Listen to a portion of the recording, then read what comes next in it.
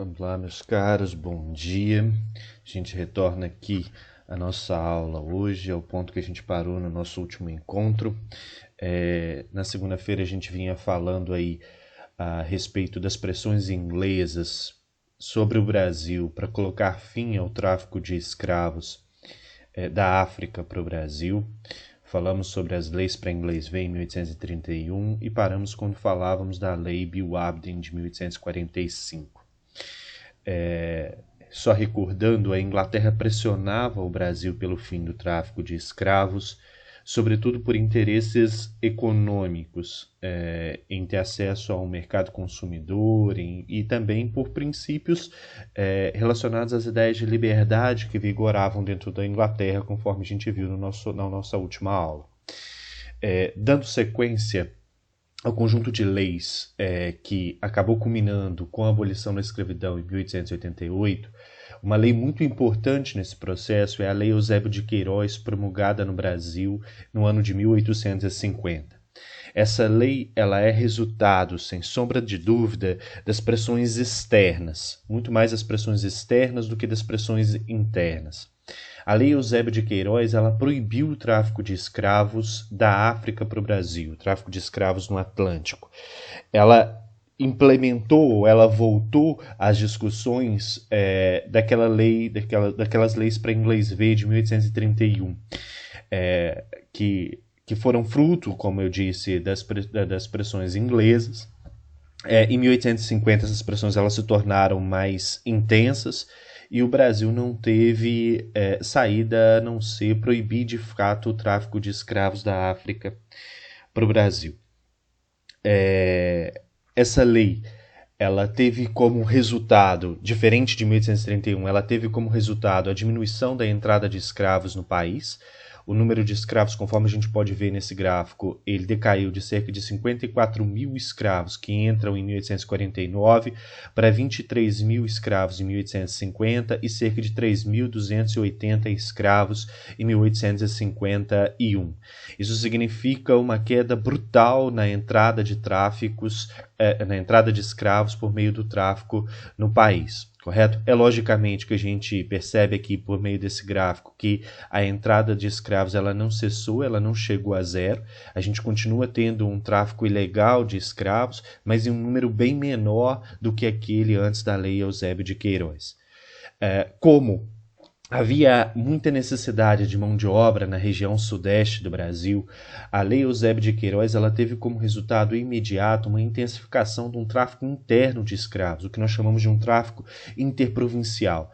Escravos que antes eram utilizados no Nordeste para a produção de cana-de-açúcar, com a queda no mercado do açúcar fora do Brasil, esses escravos estavam, de certa forma, ociosos no Nordeste, acabaram sendo vendidos e traficados para a região sudeste, onde a gente estava tendo o auge da produção de café, sobretudo nos estados de Minas, São Paulo e Rio de Janeiro. Correto? Como o número de escravos no Brasil ele diminuiu muito, a gente teve a elevação do preço desses escravos. Os escravos se tornaram mais caros porque eram mercadorias raras nesse mercado. E a escravidão no Brasil ela acabou perdendo parte daquilo que era o seu principal ponto de sustentabilidade, que era a popularidade de escravos. Nem todas as pessoas dentro do Brasil poderiam mais possuir escravos.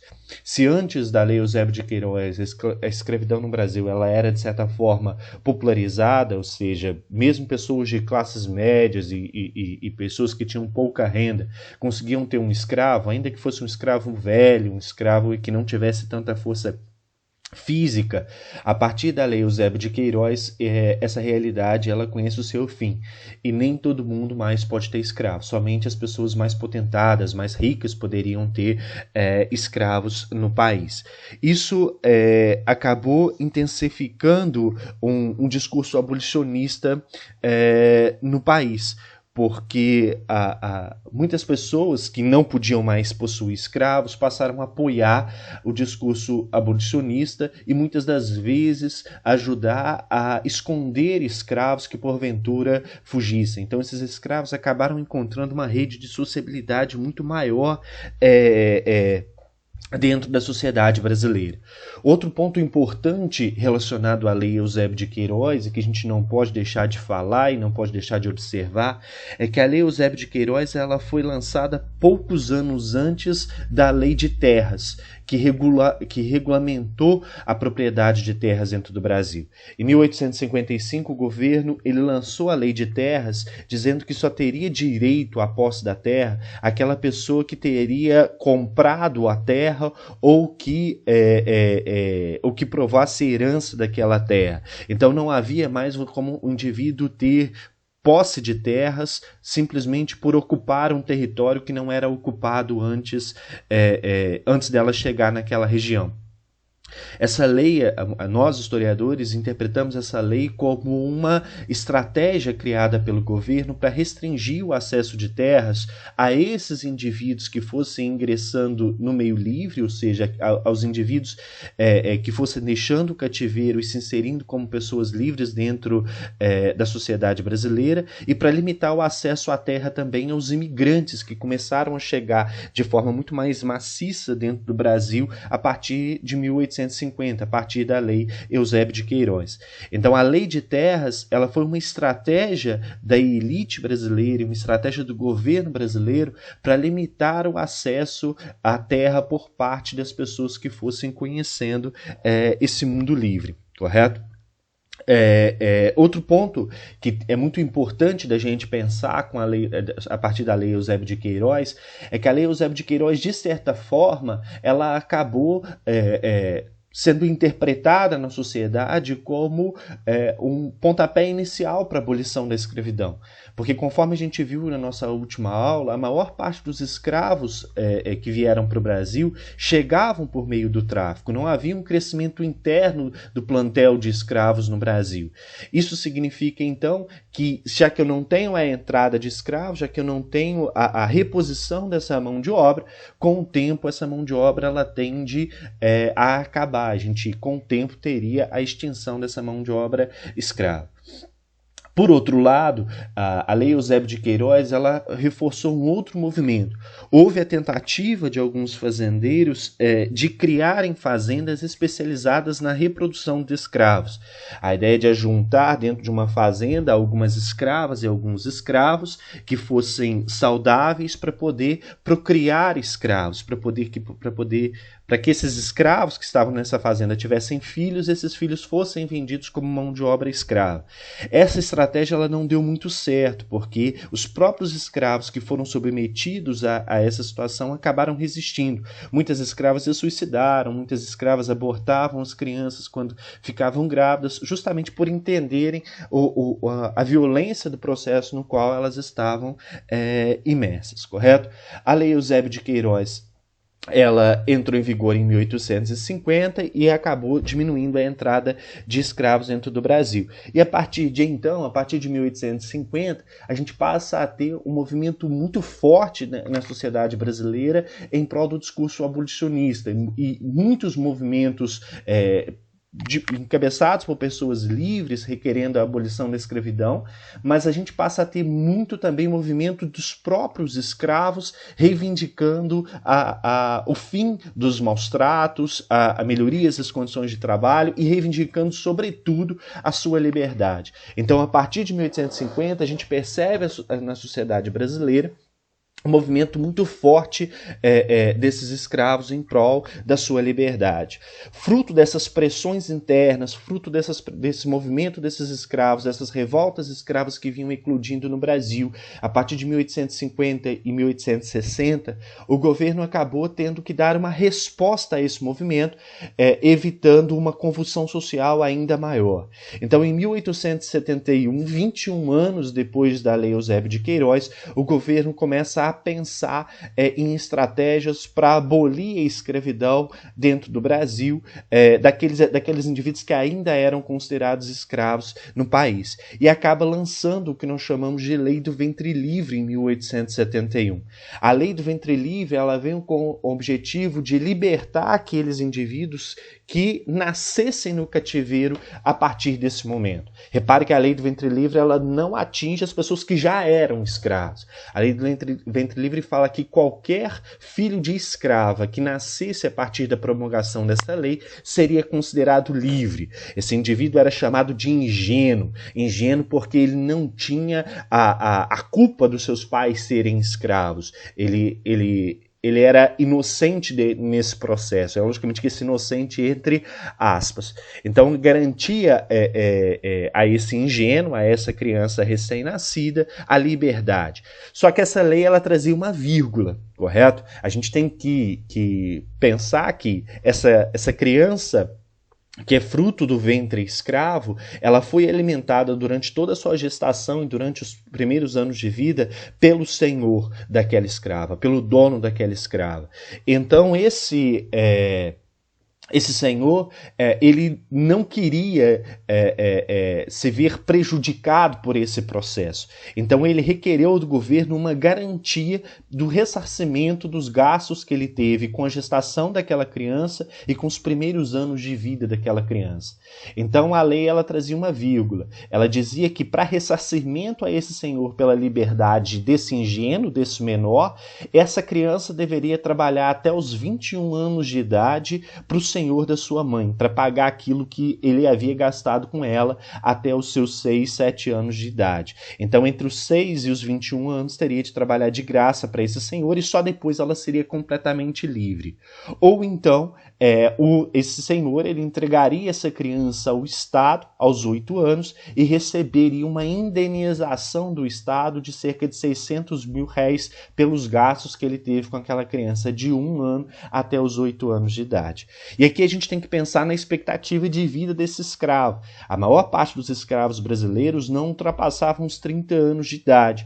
Se eu estou falando que essa criança ela tem que trabalhar dos 8 até os 21 anos para esse senhor, para poder pagar aquilo que ele havia gasto com ela durante a gestação e durante os primeiros anos de vida, eu estou falando que essa lei do ventre livre ela acabou não tendo ganho nenhum para esses escravos, ou o ganho foi muito pequeno, uma vez que eles ficavam presos ao cativeiro durante praticamente toda a sua vida. É logicamente que a princípio essa lei ela foi muito comemorada pelos cativos, pelos escravos ainda dentro do Brasil, mas a curto e médio prazo eles perceberam que ela não significaria um ganho tão grande assim para aqueles indivíduos que estivessem sendo contemplados por essa legislação, pelas crianças então recém-nascidas.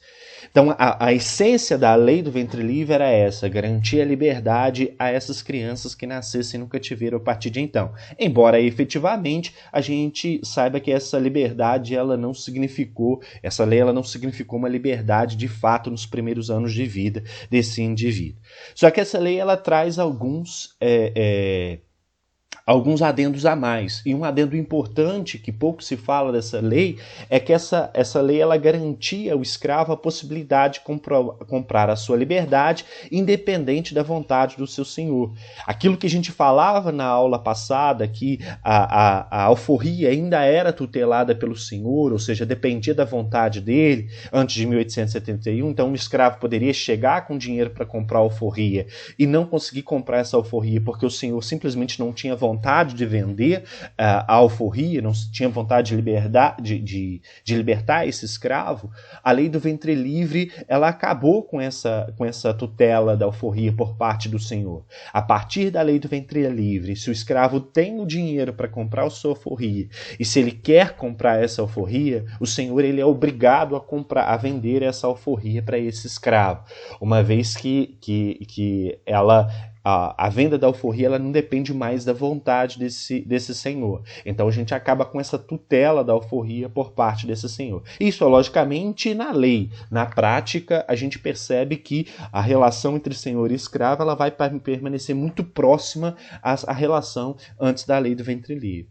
Então, do ponto de vista jurídico, a lei do ventre livre ela acabou respondendo aos anseios de parte dessa classe escrava e de pessoas livres que lutavam também pela liberdade desses escravos dentro do Brasil.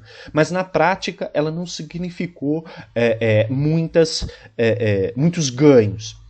Então, nos primeiros anos, ou 2 anos antes, logo depois da da lei do ventre livre, a gente tem uma certa calmaria nas revoltas e nos movimentos que ocorriam antes dela. Mas logo depois que os escravos começam a perceber, e a sociedade percebe que essa lei ela não significou um ganho tão efetivos para a classe escrava dentro do Brasil, para os escravos dentro do país, as revoltas escravas voltam a pipocar e o movimento abolicionista ele volta a ganhar força e ganha uma força até maior do que tinha antes. Então esse movimento abolicionista ele passa a contar com variadas revoltas escravas, escravos que fugiam, que formavam seus quilombos, escravos que prendiam seus senhores dentro das senzalas, muitas das vezes que invadiam a casa, que violentavam membros que viviam dentro dessa casa grande, as mulheres, as filhas dos seus senhores. Alguns chegaram inclusive a executar os seus senhores.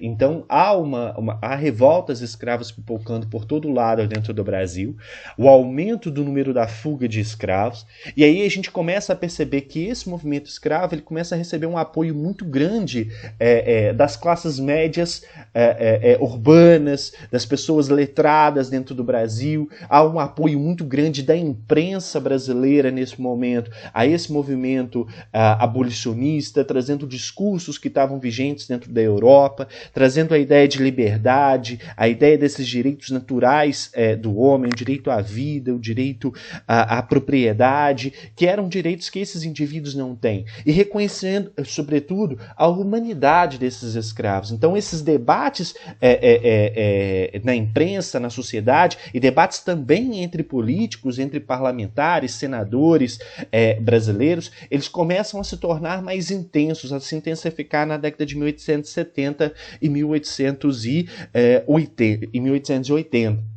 Então, o movimento abolicionista ele não parte só dos escravos, mas ele contamina também as camadas médias urbanas. E muitas das vezes a gente vai começar a perceber movimentos de ex-escravos e de pessoas livres para formar fundos para a compra de alforrias coletivas. Então, a ideia dessa sociedade amparar esses escravos. E começa a circular dentro do Brasil, a partir da década de 1870, a ideia de que a escravidão ela simbolizava o atraso no desenvolvimento brasileiro.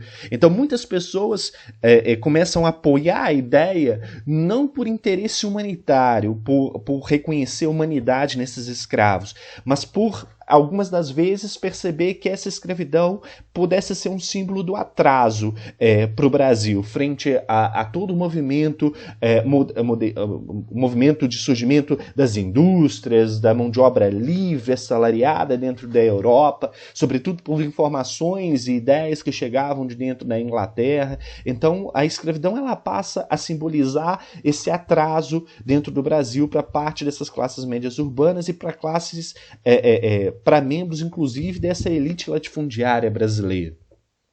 Houve um movimento, inclusive, e ele não está posto aqui nesse slide, de alguns fazendeiros no Brasil de concessão de alforrias coletivas a seus escravos. Alguns fazendeiros chamavam seus escravos no terreiro das suas fazendas e diziam a eles que estavam naquele momento libertando todos esses escravos. É logicamente que esse movimento ele tem um interesse particular. Ele está associado a todas essas ideias que a gente abordou aqui nesse slide, mas ele está relacionado também a um interesse particular desse senhor e a um temor que esse senhor tinha dessas revoltas escravas.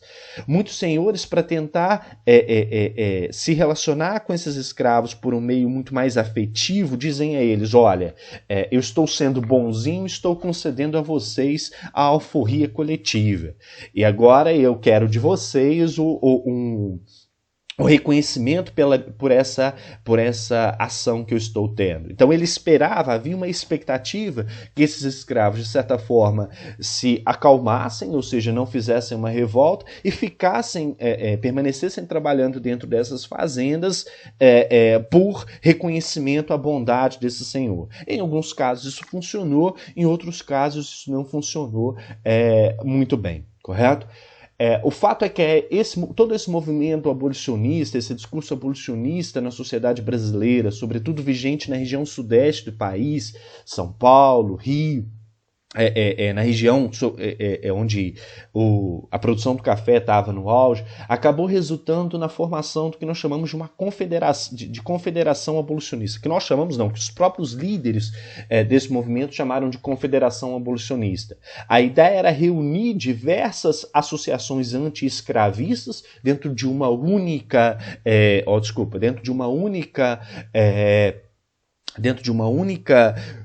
organização, para que essas ações abolicionistas elas se tornassem mais efetivas. Esse movimento ele foi liderado por indivíduos letrados dessa sociedade brasileira, José do Patrocínio, João Klepe, Antônio da Silva Jardim, Luiz Gama e André Rebouças, na maior parte das vezes ligados à imprensa brasileira, pessoas que tinham uma leitura de mundo um pouco mais influenciada pelos ideais de liberdade, pelos ideais de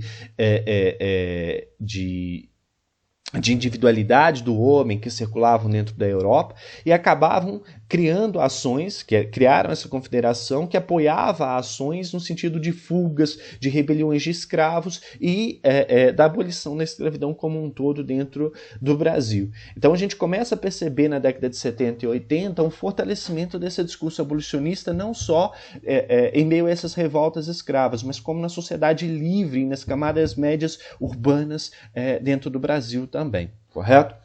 Repare que aqui a gente já fala de duas elites, a gente já fala de uma nova elite que está relacionada sobretudo a esses meios mais urbanos, ao comércio, às relações comerciais com a Europa, e a gente tem uma antiga elite dentro do Brasil ainda, os antigos latifundiários, donos de fazenda, os antigos barões do café, que começam a ganhar, a ter a sua riqueza ainda no período colonial e depois fortalecem esses laços de parentesco, de sociabilidade com o governo imperial brasileiro e fortalecem a sua riqueza investindo no café. Então você tem dois tipos de elite dentro do Brasil, a antiga elite, os antigos escravocratas latifundiários e uma nova elite que surge nesse meio urbano. Essa nova elite ela vê a escravidão como atraso, ela quer se alinhar muito mais aos ideais vigentes dentro da Inglaterra e dentro da Europa, enquanto a gente vai ter a antiga elite resistindo ainda nesses antigos valores relacionados à escravidão. Frente a toda essa pressão, a pressão que vem dessas revoltas escravas, a pressão que vem desse mundo livre que também pede pela abolição da escravidão, a década de 1880 dentro do Brasil, ela acaba sendo marcada por um movimento do Estado para dar uma resposta a esse movimento da sociedade. De 1880 a 1888, quando a gente tem a abolição da escravidão de fato, o Brasil é um país que é uma panela de pressão prestes a explodir. Você tem esse movimento abolicionista, você tem revoltas escravas pipocando para tudo quanto era lado. Então havia sim um temor do Estado brasileiro de uma grande revolta escrava e de uma possível inversão da ordem social existente dentro do Brasil. Aquele antigo medo haitiano que a gente vem falando dele desde quando a gente estudou a independência do Haiti no segundo ano, ele se fazia muito presente no Brasil nesses últimos 20 anos da escravidão dentro do país. Frente a essas pressões da sociedade como um todo, o governo assina em 1880 uma lei que ficou conhecida como Lei dos Sexagenários, ou Lei Saraiva-Cotegipe. Essa lei ela libertou os escravos maiores de 60 anos dentro do Brasil, desde que com uma condição. Quando completar 60 anos, esse escravo teria de trabalhar mais 3 anos para os seus senhores, com a finalidade de indenizar esses senhores pelo prejuízo causado pela sua alforria.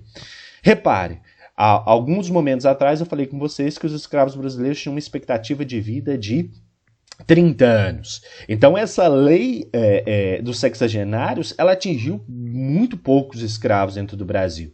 Um número muito pequeno de escravos foi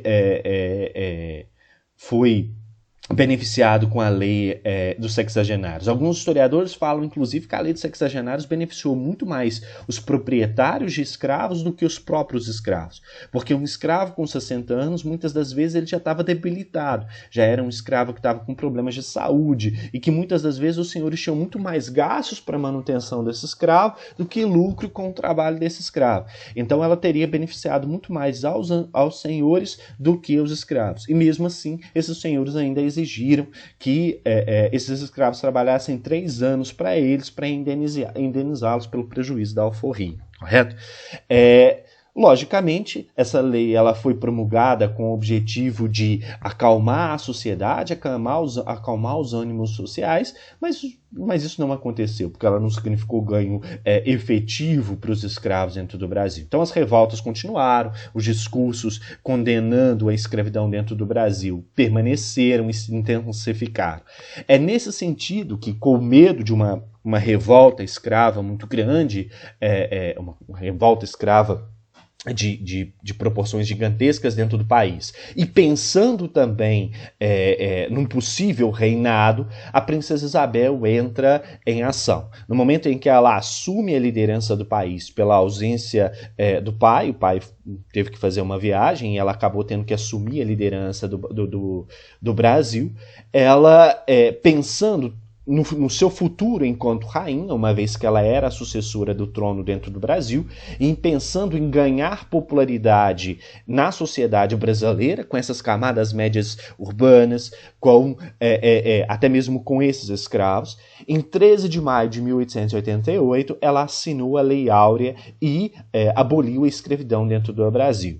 Logicamente que a gente não pode também tirar o mérito dela, ela era uma pessoa letrada, ela estava imersa nesses discursos, refletindo a respeito dessa questão da liberdade, mas os estudos apontam que a ação dela em assinar a Lei Áurea de 88 está relacionada muito mais a expectativas políticas futuras em assumir o trono do Brasil do que a um pensamento humanitário efetivo. Logicamente que tinha também essa pressão da sociedade, que ela tinha que responder a essa pressão naquele momento. A Lei Áurea ela atingiu cerca de 700 mil escravos dentro do Brasil. Muitos escravos, o número não era esse, o número de escravos no Brasil no início da década de 80 não era só de 700 mil, só que muitos escravos foram conseguindo a liberdade por meio de alforrias coletivas, por aquele gesto daqueles senhores que reuniam seus escravos e concediam alforria a todos esses escravos. Então, quando a Lei Áurea ela veio, muitos escravos já tinham conquistado a sua liberdade no período passado. E uma das críticas que se faz à Lei Áurea hoje na historiografia é que essa legislação ela não veio acompanhada de uma política de assistência social. Simplesmente essa liberdade, essa lei ela concedeu liberdade a esses escravos, mas não discutiu e não debateu como esses escravos seriam inseridos na sociedade brasileira. Deixou esse processo meio que no limbo, meio que perdido. Muitos historiadores falam que, na verdade, ao invés, a gente pensa que essa lei ela não demarcou o lugar dos ex-escravos na sociedade, mas, na verdade, essa lei ela demarcou esse espaço, porque ela deixou esses indivíduos fora dos direitos à cidadania, dos direitos a esse espaço público. Na verdade, ela demarcou que esses indivíduos ficariam à margem dessa sociedade, sem direitos, sem acesso a bens básicos para se viver. E a escravidão no Brasil ela tinha uma marca. A gente não pode desvencilhar a ideia da escravidão no Brasil da ideia de escravidão negra. No Brasil, a escravidão foi essencialmente negra e essencialmente africana.